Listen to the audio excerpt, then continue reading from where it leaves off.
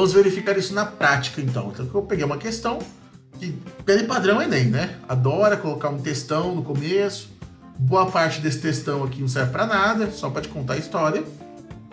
E aí, o que nos interessa de verdade, que é a reação química. Como eu disse, a reação é grande. Os caras fazem questão de colocar uma reação grande para poder te deixar perdido e fazer você perder tempo calculando cada um deles. Então aqui, além da dica que eu já dei, nós vamos utilizar uma outra dica que vai nos ajudar. Então vamos começar por aquela que eu já passei. Então, ó, aqui não tem ninguém sozinho, opa, oxigênio. Oxigênio é o cara sozinho. Já sabemos que não deu para fazer muita coisa, mas já ajudou. Já sabemos que o oxigênio é um dos caras que eu vou ter que olhar. Do mesmo lado aqui, eu não vou olhar quando que o oxigênio está junto de alguém. Não faz sentido fazer isso. Eu vou ter que olhar do outro lado. Do outro lado, se vocês verem, o oxigênio aparece junto com outro elemento trocentas mil vezes aqui. Então nós temos várias opções para ver o oxigênio se juntando com alguém. Novamente, existe mais uma dica aqui que vai nos ajudar a filtrar mais ainda a nossa informação.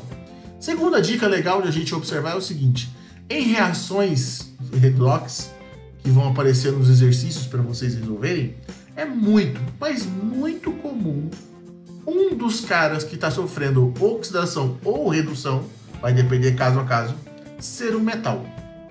Muito, muito, muito comum. E esse metal geralmente vem acompanhado de muitos oxigênios ao redor dele. Então o que você vai fazer? Você vai olhar no exercício, você vai olhar, bom, cadê um metal que esteja acompanhado de bastante oxigênio? Quando você encontrar esse metal, você vai olhar do outro lado e vai falar, cadê os oxigênios desse metal? Você vai observar que em boa parte dos casos, os oxigênios desse metal diminuem. Do nada, os oxigênios abandonam esse metal. Então isso é importante para a gente analisar. Então aqui, ó, eu tenho desse lado de cá dos reagentes, a gente tem quem? A gente tem hidrogênio e oxigênio que não são metais, hidrogênio, enxofre e oxigênio que também não são metais, mas nós temos aqui potássio e manganês. Manganês é um cara interessante e a gente dá uma olhada nele. Não quer dizer que ele seja a nossa resposta, pode ser que não seja. De repente a gente cai numa cilada aqui, mas a gente já está levando um caminho para quem possivelmente possa ser o nosso dito cujo. E uma terceira dica, essa não é tão comum, mas ajuda bastante também. Existe uma substância que os vestibulares, principalmente, nem não curte tanto, mas vestibular ama bastante, que é a água oxigenada, o tão famoso peróxido de hidrogênio. Os vestibulares adoram colocar esse trem nas provas porque confundem bastante os alunos. O que acontece? No caso do peróxido de hidrogênio, a gente vai ter uma exceção à regra que os vestibulares gostam bastante de utilizar, que é o seguinte: se você pegar a tabela de NOx, que eu passei lá para vocês, vocês vão analisar e ver que o oxigênio, quando ligado a alguém, o NOx dele é -2. Quase sempre o NOx é -2. No entanto, no peróxido de hidrogênio, na água oxigenada, e ele até cita aqui no texto, ó, não sei o que, água oxigenada. Se ele citou aqui é porque ele quer aquela pessoa que leu o texto, ele quer dar uma chamada de atenção. Quando a água oxigenada aparece na história, o NOx do oxigênio, no caso desse caso específico, vale -1. Então isso é algo interessante para a gente dar uma analisada também. Beleza, então tá. Então aqui nós temos 3 coisas que a gente pode analisar. O oxigênio que tá sozinho lá nos produtos e do outro lado ele aparece acompanhado. No caso dessa substância aqui, e no caso dessa substância aqui, segundo a nossa tabela, o NOx do oxigênio é -2. Então essa informação tabelada, a gente não precisa calcular isso. E como eu acabei de dizer para vocês, no peróxido de hidrogênio, esse oxigênio aqui vai valer -1. Então, só Só por aqui a gente já tira algumas informações. 2 tabeladas e uma de uma exceção de regra que está na tabela, mas eu não tinha comentado na aula anterior, então fiz questão de comentar agora. Primeira coisa que a gente tem em mãos é isso. E aqui, do lado dos produtos, esse inox e o oxigênio aqui, como eu disse, substância sozinha, isolada, o NOx é 0. Já sabemos que esse cara aqui, o NOx vai valer 0. Então olha que interessante. Já sabemos que o oxigênio ele vai se quebrar em 2 espécies diferentes. Uma das espécies vale -2 e a outra espécie vale -1. Se quebrar no sentido, quando eu me refiro que ele vai nesse sentido aqui, né? Na verdade, as duas convergem a um tipo só de oxigênio. Enfim. Agora vamos testar a teoria lá do manganês que eu tinha falado. Não vamos abandonar ela não. Vamos olhar quanto que vale o NOx do manganês aqui, até para a gente treinar como é que a gente calcula esse NOx. Então vamos lá. KMnO4. KMnO4. Bom, segundo a tabela que eu passei para vocês, o potássio, família 1A, o potássio, o NOx vale +1. Então esse é um valor tabelado, por isso que a gente vai utilizar aqui. Segundo a tabela também, o oxigênio, quando não é o caso do peróxido, esse daqui vale -2. Só que são 4 oxigênios. -2 vezes o número de vezes que ele aparece, vale -8. E o manganês é um cara que eu não conheço. Mas nós vimos também lá na aula passada que quando não tem carga nenhuma, como é o caso aqui, não tem carga. A soma dessa galera toda aqui tem que dar 0. Então isso daqui, somado a um valor X, somado a esse -8, tem que dar 0. Aí aqui era uma continha mais simples de fazer. Então fica -1 mais X menos 8 igual a 0. Deixa o X aqui no canto, passa o 8 positivo, passa o -1 lá para o outro lado. É isso? Não, mais 1, desculpa. Aqui -1.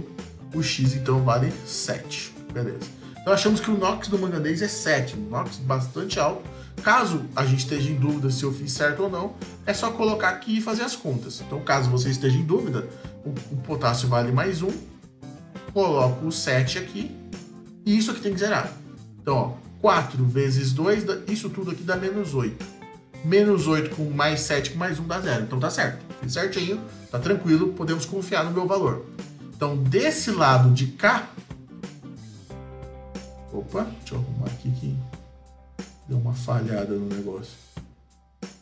Desse lado de cá, a gente descobriu que o NOx do manganês vale +7.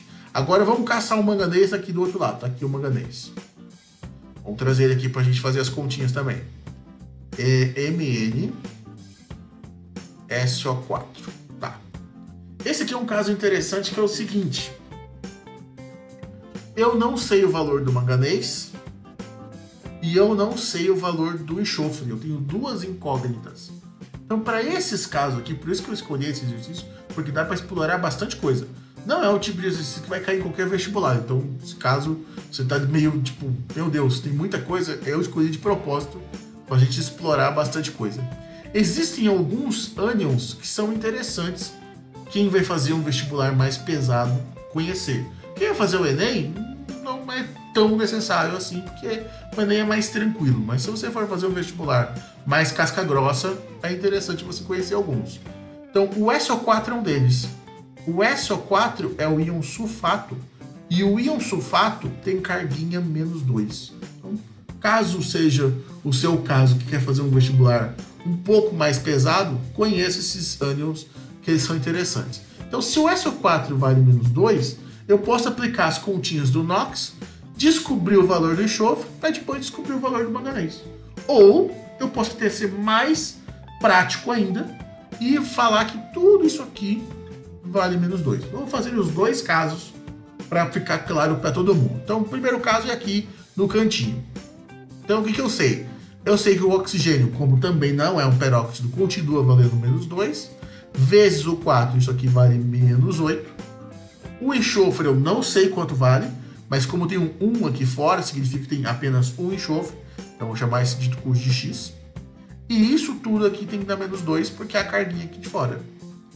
Alguma coisa somada a -8 para valer menos 2, se vocês fizerem a continha, esse x aqui tem que valer 6 positivo. 6 com menos 8 dá menos 2. Então, esse é o valor do enxofre. Tendo em mãos agora o valor do enxofre, a gente pode fazer as contas. O enxofre, então, vale 6.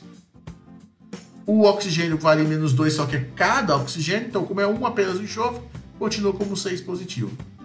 Como o oxigênio vale menos 2, mas ele aparece 4 vezes, ele vale menos 8.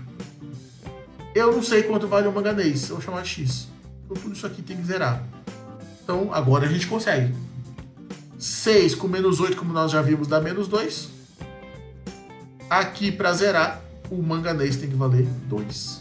Então observem, o manganês, vamos colocar aqui embaixo, saiu de 7 para 2. Então lembrem lá, quando o valor reduz, significa que esse é o cara que está sofrendo redução. Então, o manganês sofre redução. Beleza, já descobrimos uma informação importante aqui para a gente trabalhar. Agora vamos aos oxigênios. Como eu disse aquela hora, o peróxido é um valor tabelado, que é uma exceção da regra, que o oxigênio nos peróxidos vale menos 1. De menos 1, o oxigênio passa a valer 0 e passa a valer menos 2. De menos 2, ele continua valendo menos 2. Então a gente tem duas situações aqui. Temos um oxigênio de menos 1 virando menos 2, e temos um oxigênio também menos 1 virando 0, assim como menos 2 virando 0. Então esse é um caso que provavelmente nas alternativas ele vai te dizer qual que ele quer que você avalie, porque senão vira uma loucura aqui. A gente fica até amanhã fazendo conta e analisando coisa aqui. Então vamos lá. Sobre essa reação, é correto afirmar que, vamos às alternativas que elas vão nos direcionar ao que a gente precisa olhar aqui nessa maçaroca toda.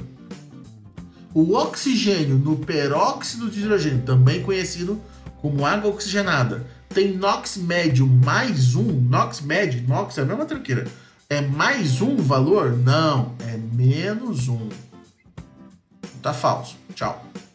O peróxido de hidrogênio é a substância que sofre redução? Vamos lá, vamos analisar. O peróxido de hidrogênio, o NOx dele pode sair de menos 1 e ir em direção a 0. Então, menos 1 para 0, ele está sofrendo oxidação. Ou eu posso dizer que o peróxido de hidrogênio sai de menos 1 e vai a menos 2, porque é o próprio oxigênio que está se transformando em outras espécies de oxigênio. Aí ele sofreria redução. Como gera essa ambiguidade, não vamos marcar isso como verdadeiro, porque isso levaria a problemas no gabarito. Então não vamos marcar. Vamos ficar com o manganês, que é certeza que é somente redução que ele sofre. O permanganato de potássio, que é esse cara aqui, o KMNO4, é a substância oxidante. E aqui muito cuidado. Substância oxidante é a mesma coisa que agente oxidante. Então lembra lá, para que uma substância seja um agente oxidante, ela tem que promover a oxidação do outro. Para ela fazer com que o outro oxide, ela tem que reduzir. E realmente, o manganês que está aqui no permanganato de potássio, ele realmente sofre redução. E ele é a substância oxidante ou agente oxidante. Então, por enquanto, essa aqui é a que a gente quer. O ácido sulfúrico é o agente redutor? Agente redutor significa que ele está sofrendo oxidação. Observe que a gente nem passou o olho em ácido sulfúrico. O ácido sulfúrico, só para relembrar, é esse dito cujo aqui. O ácido sulfúrico, com ele não aconteceu absolutamente nada. A história está ali no peróxido e no permanganato. Ali que está o bafafá da coisa. O manganês no permanganato de potássio tem NOx mais 5? Não, nós calculamos que ele tem NOx mais 7. Então tá falso também. Falso, falso, falso. Então a resposta correta é a letra C. Então percebam, um exercício que explora bastante coisa, que dá para você se perder muito fácil, mas imagina se a gente não fosse utilizar esses atalhos que eu criei. estaríamos até agora analisando a reação ainda. Não teríamos nem saído dela ainda, porque tem coisa pra cacete pra analisar aí. Ia ficar um tempão só tentando decifrar qual que é o NOx de cada um aqui. Então, uma forma de a gente tentar simplificar um exercício que é bastante trabalhoso. Isso aqui, com certeza, seria uma questão de uma FUVEST, de uma Unicamp, de algo assim. Fiz questão de trazer um exercício mais complexo, porque a gente sabe que o Enem vai estar daí para baixo. Ele nunca vai trazer um exercício de tamanho nível de complexidade. Pelo menos não é comum ele trazer esse tipo de exercício. Geralmente ele traz exercícios bem mais simples do que esse. Então, se a gente consegue explorar um difícil, os mais fáceis vão sair mais tranquilamente. Vamos para um outro, que eu acho que dá tempo a gente resolver esse aqui ainda. O ouro contido em uma rocha e tal. Então a história aqui é com ouro. Essa é a questão. Com relação à reação acima, podemos afirmar que, então, ó, novamente, as reações sempre vão ser reações grandes, nunca vai ser pequeno. Mesmo as questões do Enem, nunca é questão pequenininha, sempre é questão grandona. Então, acostumem-se com isso, isso é normal. Então tá, aquele esquema que a gente já viu. Primeira coisa que você vai fazer é olhar para essas reações e buscar os elementos que estão sozinhos, não estão acompanhados de ninguém. Bom, já temos um aqui. O ouro tá sozinho e mais para frente o oxigênio. Opa, legal. Me deu 2 sozinhos. Isso facilita e muito os meus cálculos. Do outro lado agora, então, depois da seta, vamos ver o que aconteceu com esse povo. Será que agora eles estão junto de alguém ou eles continuam sozinhos? Bom, a gente sabe o quê? O ouro, onde que o ouro aparece? Aparece nessa tranqueira aqui, que o cara com certeza não vai dar tão de bandeja assim pra gente, vai dar um trabalhinho, ele obviamente vai querer isso. E o oxigênio aparece aqui, nessa substância aqui. O oxigênio tá tranquilo, o problema tá o ouro naquele trem lá, que não tá ajudando muita coisa. Mas aqui a gente já tem uma ideia, que o ouro e o oxigênio, com certeza, um dos dois sofreu redução e o outro sofreu oxidação. Então só por aí a gente já consegue meio que direcionar o que possíveis perguntas ele vai fazer pra gente. Vamos até dar uma olhadinha já nas alternativas para ver o que a gente consegue tirar daí. Então na primeira ele fala, o NOx do ouro varia de 0 para mais 1. Bom, 0 a gente já sabe que ele varia mesmo. Se ele tá sozinho, ele é 0. O problema é o que está do outro lado. Vamos deixar isso por enquanto, depois a gente decifra ali o que está acontecendo. Em uma reação redox, desculpe, mas não há variação do número de oxidação do sódio. Bom, o que acontece? O sódio é um elemento que o NOx é fixo. Na tabela que eu mandei para vocês aparece lá, elementos de NOx fixo. O que significa isso? Que o NOx dessas substâncias não vai variar em qualquer reação que ela estiver. E o NOx do sódio é um desses casos. Ele é um elemento da família 1A, o sódio, só para a gente se situar, é o Na, que ele é da família 1A. E a galera da família 1A, o NOx é sempre mais 1. Então, está certo. É uma reação redox, sabemos que é redox porque a gente viu que o NOx varia, então alguém vai oxidar e alguém vai reduzir. E não há variação do número de oxidação ou do NOx do sódio. Beleza, essa aí está correta. Vamos lá. Para cada mol de oxigênio, recebe 4 mols de elétrons. Bom, aí novamente nós precisamos ver qual que é o NOx desse cara. Vamos começar por essa daqui que é mais simples. Ó. O oxigênio ele sai do estado O2 em direção a NaOH. E aqui é 1 mol de oxigênio, lá do outro lado surgem 4 mols de NaOH. Todas essas informações vão ser interessantes para a gente. Então, a primeira coisa a gente vai avaliar o NOx. Sabemos que esse cara, por estar sozinho, o NOx é 0. Beleza. O sódio, como eu acabei de dizer, o NOx é mais 1. O hidrogênio, o NOx é fixo. O NOx é mais 1 também. E o oxigênio, o NOx é fixo também, que vale menos 2. Então tá ali. O que acontece então no processo? O oxigênio está sofrendo o quê? De 0 para menos 2 está caindo o número do NOx. está diminuindo, está reduzindo. Então isso aqui é uma redução. Se é uma redução, o que está acontecendo? Quando alguma coisa reduz, ela ganha elétrons. E observe, cada 1 mol de oxigênio gera 4 mols do outro oxigênio no formato de NaOH e ocorre a transferência de 2 elétrons. Então, cada oxigênio, ao passar para cá, ele ganha 2 elétrons. Então, o que a gente cada? Cada mol de oxigênio recebe 4 mols de elétrons. Cada 1 mol de oxigênio recebe 4 mols de elétrons? Não, ele recebe 2. Por quê? Se a gente for olhar daqui para cá, para que esse cara vire esse, no processo ele pegou 2 elétrons. Então, por mol seriam 2 mols. E não 4, como está ali. Na verdade, se a gente for pensar nos 4, seriam 4 vezes isso. Na verdade, seriam 8. Então, tá errado. Essa aqui é falsa. E agora o número 2. A número 1, na verdade, para a gente encerrar e ver qual que vai ser. Por enquanto, a 2 está se confirmando como verdadeira. Falta a gente ver o que acontece na número 1. Então, o ouro. Vamos ao ouro. Vou até apagar as demais aqui para não confundir. Então, sabemos que aqui é verdadeiro e aqui é falso. Agora vamos a esse daqui. Eu tenho o ouro, que muitas coisas acontecem com ele, aí ele vira esse trem aqui. NaOH2. Aqui, gente, a gente pode pensar da seguinte forma. O sódio, ele vale mais 1. A gente já viu lá, comentou algumas vezes aqui, o sódio é mais 1. O ouro eu não sei. Eu sei que o dito cujo tem que dar, tem que assumir um valor que eu desconheço, que vamos chamar de X. Beleza.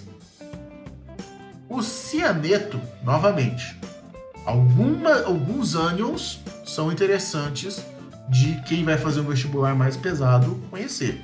No caso do Enem, ele não vai colocar um troço desse para vocês, mas um vestibular mais pesado com certeza vai colocar. Então, no caso, o cianeto, ele vale menos 1. Então, um outro ânion interessante a gente avaliar. Se o cianeto vale menos 1, vamos recordar o cálculozinho lá que a gente aprendeu. A gente pode pegar esse valor do menos 1 e usar esse cara inteiro aqui valendo menos 1 para facilitar a nossa vida. Então eu sei que, ó, mais 1 mais o valor do ouro, que eu não sei quanto vale, mais, muito doido o negócio, mais, ai meu Deus, vamos lá ver o que aconteceu aqui. Agora acho que normalizou, agora normalizou. Mais o menos 1, que o cianeto vale menos 1, só que o cianeto aparece 2 vezes. Então, menos 2. Isso aqui tem que zerar, porque essa substância inteira aqui não tem carga. Então, tudo isso aqui vai gerar no final 0. Aí fica mais fácil de a gente fazer, do que ter que buscar aqui dentro, daria mais trabalho ainda. Então, ó, mais 1, mais x, menos 2 é igual a 0. X, então, menos 2 passa positivo, mais 2. Mais 1 passa negativo, menos 1. O x, então, vale 1. Então, o ouro vale 1. Então, o que a gente tem? O NOx do ouro varia de 0 para mais 1. De 0, realmente aqui ele vale 0. Para mais 1, varia. Até aí tá certo. O ouro sofre oxidação. Bom, de 0 para mais 1, o valor do NOx aumentou. Se aumentou, é a oxidação. Continua certo. E, portanto, é o agente redutor. Lembre, se eu sofro oxidação, eu promovo redução no meu vizinho. Então, tá certo. Ele varia de 0 para mais 1, ele sofre oxidação e ele é um agente redutor. Então, a gente sabe que a número 1 e a número 2 são as corretas. Então eu trouxe 2 exercícios bem mais puxados do que o padrão que apareceria numa prova do Enem, justamente para a gente explorar bastante coisa daqui, tirar bastante informação, praticar o cálculo NOx, praticar essa questão dos nomes novos que apareceram, oxidação, redução, agente redutor, agente oxidante. Mas na lista que eu montei para vocês, são exercícios mais pé no chão, mais tranquilos, bem mais de boa do que esses daqui. Dá para fazer tranquilo numa boa. Então, aqueles que tiverem tempo, obviamente, né? Eu sei que a maior parte de vocês às vezes tem outras ocupações, dá uma tentadinha, ver como é que funciona, pá, que possivelmente, se não for na terça-feira que vem, na outra, eu resolvo a lista, que aí a gente já terminou toda essa parte mesmo, e aí os exercícios vão estar misturados junto com a parte de potencial de redução, que é o tema da próxima aula, que aí a gente consegue matar isso numa boa. O que eu posso adiantar da próxima aula a gente entender? A gente entendeu aqui que nas reações químicas, em alguns casos, as transferências de elétrons modificam o como que esses átomos se comportam, mudando as tendências desses átomos. Alguns que anteriormente queriam receber elétrons passam a querer perder elétrons agora e o inverso. A gente verificou que tem como a gente calcular isso por meio do NOx. A gente verificou que eu posso dar nome a essas coisas. Então, aquele cara que oxida, aquele cara que reduz. Mas a única coisa que eu não consigo explicar ainda é, por exemplo, no caso aqui, o ouro, ele vai de 0 para mais 1. Mas por que ele não faz o inverso? Por que ele não vai de mais 1 para 0? E por que, por exemplo, para ele sofrer a variação de 0 para mais 1, isso não acontece espontaneamente? Por que o ouro é conhecido como metal nobre? A prata também tem esse nome. Metais nobres, aproveitando o contexto que nós estamos aqui, são justamente os metais que eles não sofrem variação de NOx com facilidade. Então o ouro, a prata, entre outros metais que a gente tem, ganham esse nome porque eles não oxidam naturalmente. Demora muito tempo para sofrer oxidação. Então por isso que uma peça de ouro tem, nossa, muitas décadas, às vezes a pessoa tem um colar, um anel, um brinco, alguma coisa de ouro, e ele não mudou muita cor, ele mudou pouquíssima coisa. Por quê? Por causa que ele até sofre o processo de oxidação, mas é muito vagaroso, ele é muito lento, isso não é uma coisa totalmente espontânea. Então, por exemplo, no caso de um garimpeiro, ele precisa se utilizar de meios que façam com que na marra esses processos de oxidação e redução ocorram. Numa indústria siderúrgica, alguns elementos que são metais sofrem essas variações de NOx na marra, por meio de diversos processos, onde envolve aquecimento, em alguns casos envolve passagem de corrente elétrica, como é o caso da obtenção do alumínio. Então, isso tudo a gente só consegue entender por que algumas coisas acontecem naturalmente, como é o caso do ferro, que ele se oxida com muita facilidade e muita rapidez de forma natural, sem ninguém precisar forçar o ferro a sofrer esse processo.